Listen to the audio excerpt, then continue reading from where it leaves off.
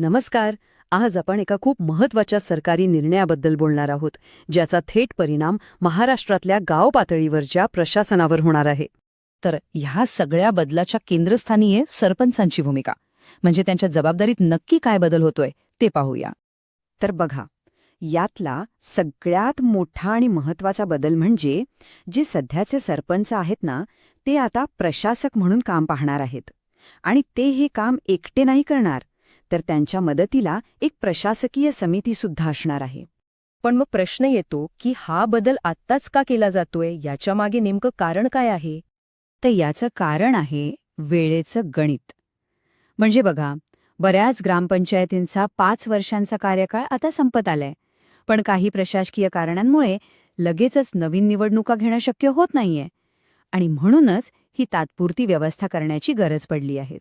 मग अशावेळी एक मोठा प्रश्न उभा राहतो की गावाचा कारभार थांबता कामा नये, मग तो कसा पुढे चालू ठेवायचा, नाही का? आणि याच प्रश्नावर तोडगा म्हणून सरकारने एक तात्पुरता उपाय शोधून काढलाय. यात 2 महत्वाचे भाग आहेत.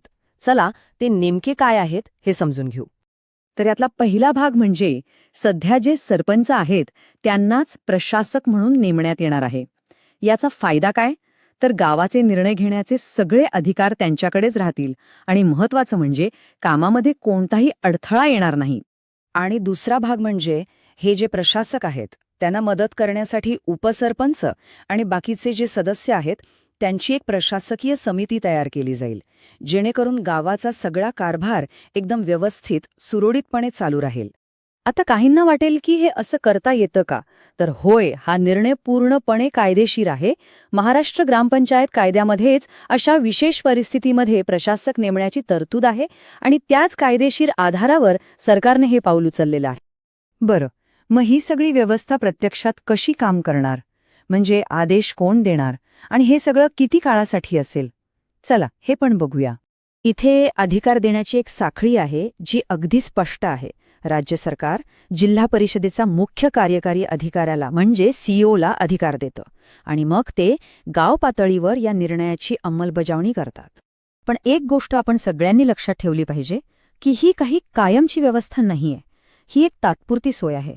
ही फक्त 6 महिन्यांसाठी किंवा जोपर्यंत नवीन निवडणुका होत नाहीत तोपर्यंतच असेल.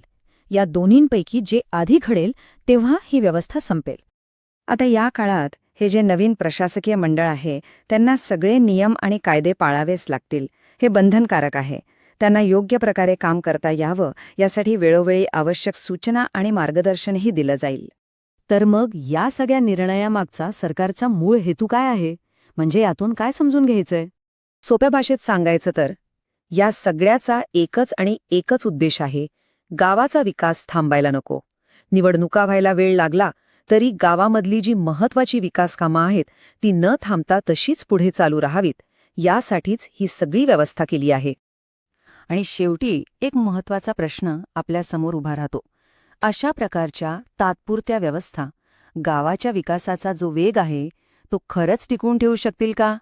हा एक विचार करण्यासारखा मुद्दा आहे, नाही का?